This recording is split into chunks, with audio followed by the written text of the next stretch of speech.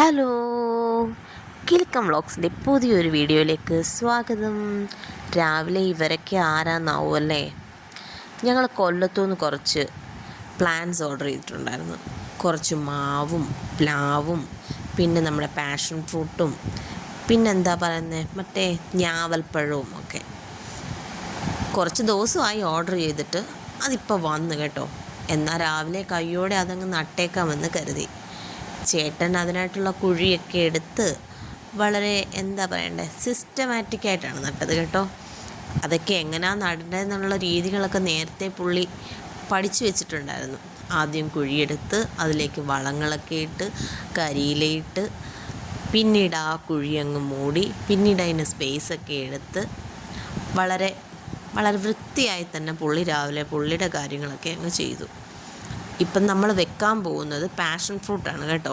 എല്ലാ തൈകളും നമുക്ക് ഒറ്റ ദിവസം കൊണ്ട് അങ്ങനെ നട്ട് തീർക്കാനൊന്നും പറ്റത്തില്ലല്ലോ. അതുകൊണ്ട് ഇന്നങ്ങ് പാഷൻ ഫ്രൂട്ട് നടാമെന്ന് വിചാരിച്ചു. ഞങ്ങളുടെ കാർ പോർച്ചിനോട് ചേർന്ന സ്ഥലത്താണ് കേട്ടോ ഇത് നട്ടേക്കുന്നത്. കാരണം നമുക്കതിനെ വളർത്തിയെടുക്കാൻ സൗകര്യമാണ് അപ്പോൾ. അതുകൊണ്ട് തന്നെ അതിനോട് ചേർന്നാണ് നട്ടേക്കുന്നത്. നമുക്ക് നെറ്റ് ഇട്ട് കൊടുക്കാമല്ലോ. ഇതെല്ലാം തന്നെ ഹൈബ്രിഡ് തൈകളാണ് കേട്ടോ.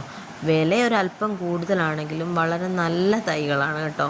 അവർ അവിടെ തന്നെ ചെയ്തെടുക്കുന്ന ഗ്രാഫ്റ്റ് ചെയ്തെടുക്കുന്ന തൈകളാണ് കൂടുതൽ ഇവർക്കുള്ളത്.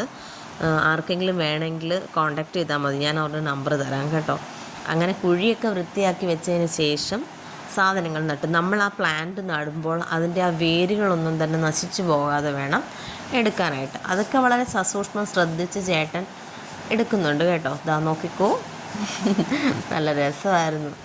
രാവിലെ കുറച്ച് നേരത്തെ പുള്ളിയുടെ പരിപാടിയുടെ പുറകെ ഞാൻ നടന്നു. എങ്കിലും രാവിലത്തെ ബ്രേക്ക്ഫാസ്റ്റൊക്കെ ഞാൻ ഉണ്ടാക്കി കേട്ടോ. ഇന്ന് കഞ്ഞി അസ്ത്രമാണേ. ചേട്ടനിതൊക്കെ കഴിഞ്ഞ് പുളിയൊക്കെ കഴിഞ്ഞ് വരുന്നപ്പോഴത്തേക്കും അത് റെഡിയാക്കി വെച്ചിരുന്നു. ഇനി ഇടയ്ക്കിടയ്ക്ക് വന്ന് ഞാൻ വീഡിയോസ് എടുക്കുന്നുണ്ടായിരുന്നു. ഇത് രണ്ടെണ്ണം വെച്ച് ഇത് കണ്ടോ, ആ ചട്ടിയിലിരിക്കുന്ന വെള്ളം കുക്കുവാവച്ചി വേനൽക്കാലത്ത് കിളികൾക്ക് കുളിക്കാനും കുടിക്കാനും ഒക്കെ ആയിട്ട് കുഞ്ഞു കൊണ്ടുവച്ചതാണ് കേട്ടോ. പിന്നെ ഞാവലായി നടുന്നത് കേട്ടോ. ഞാവൽ ഹൈബ്രിഡ് ഞാവൽ തന്നെ. ഇത് ബുഷിയായിട്ട് വളരുന്നതാണെന്നാണ് പറഞ്ഞത് കേട്ടോ. അച്ഛനും മക്കളും കൂടെ ഒന്നിച്ചുള്ള ഈ കഴിപ്പ് മിക്കവാറും രാവിലെ മാത്രമേ നടക്കാറുള്ളൂ.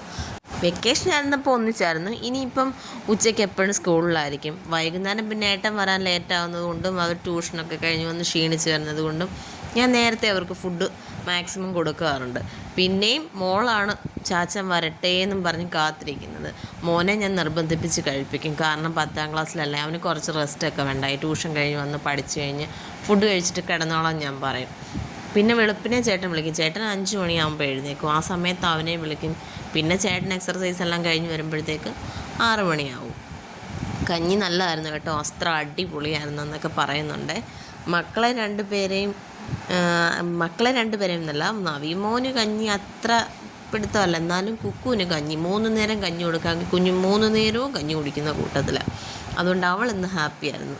രാവിലെ ട്യൂഷന് പോകുന്നതിന് മുമ്പ് എന്തെങ്കിലും ഒന്ന് കഴിപ്പിച്ചിട്ടാണ് നവിമോനെ ട്യൂഷന് വിടുന്നത്. അവന് 6:30 ട്യൂഷൻ തുടങ്ങും. ആ സമയമാകുമ്പോഴത്തേക്ക് എങ്ങനെയെങ്കിലും തട്ടി വിളിച്ച് പറഞ്ഞ് ഞാൻ വിടാറുണ്ട്. ഇനി അങ്ങോട്ട് നമുക്ക് കുറച്ച് കൃഷിയുടെ വീഡിയോസ് ആയിരിക്കും വരുന്നത് കേട്ടോ. ഞങ്ങളിപ്രാവശ്യം ഇതുവരെ കൃഷി സാധനങ്ങളൊന്നും നട്ടില്ല. നമുക്ക് കാച്ചിലും ചേനയും ചേമ്പും ഇഞ്ചിയും ഒക്കെ നടാനായിട്ടിരിക്കുന്നതേ ഉള്ളൂ. ഏട്ടൻ ഇപ്പോഴാണ് ഒന്ന് ഉഷാറായി വന്നത് കൃഷി ചെയ്യണമെന്ന് വിചാരിച്ച്. എല്ലാ പ്രാവശ്യവും ഇങ്ങനെ തന്നെ സടകുടന്ന് എഴുന്നേൽക്കുന്നത് പോലെ പെട്ടെന്നൊരു സുപ്രഭാതത്തിൽ പറയും ഞാനെല്ലാം നട്ടോളാമെന്ന്. നമുക്ക് സാധനങ്ങളൊക്കെ നട്ടുകൊണ്ടിരിക്കുന്ന ആളിന് പുള്ളിക്ക് വേറെന്തോ ജോലിയായിട്ട് തിരക്കായിപ്പോയി. അതുകൊണ്ടാണ് പറഞ്ഞത്. പിന്നെ അവരെയൊക്കെ പറഞ്ഞ് വിട്ട് കഴിഞ്ഞിട്ട് ഞാനും കടയിൽ പോയി. ഇത് പിന്നെ വൈകുന്നേരം ഉണ്ടാക്കിയത് കേട്ടോ. ഈവനിങ് സ്നാക്കായിട്ട് ഉണ്ടാക്കിയത് ഏത്തയ്ക്കാപ്പമായിരുന്നു. കടയിൽ നിന്ന് നല്ലപോലെ പഴുത്ത 2-3 ഏത്തയ്ക്ക എടുത്തുകൊണ്ടായിരുന്നു ഞാൻ വന്നത്.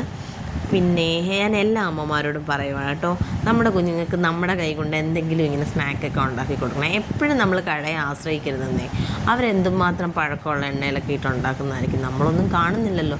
പിന്നെ സാധാ നമ്മൾ ചെയ്യുന്ന പോലെ തന്നെയാണ് ഞാൻ ഈ ഏത്തയ്ക്കാപ്പം ഉണ്ടാക്കിയത്. മൈദയിലേക്ക് ഇച്ചിരി എള്ളും 1 നുള്ളു ജീരകവും ഇത്തിരി ഉപ്പുപൊടിയും ഇത്തിരി മഞ്ഞപ്പൊടിയല്ല, ഞാൻ ഫുഡ് കളറാണ് ചേർത്തത് കേട്ടോ.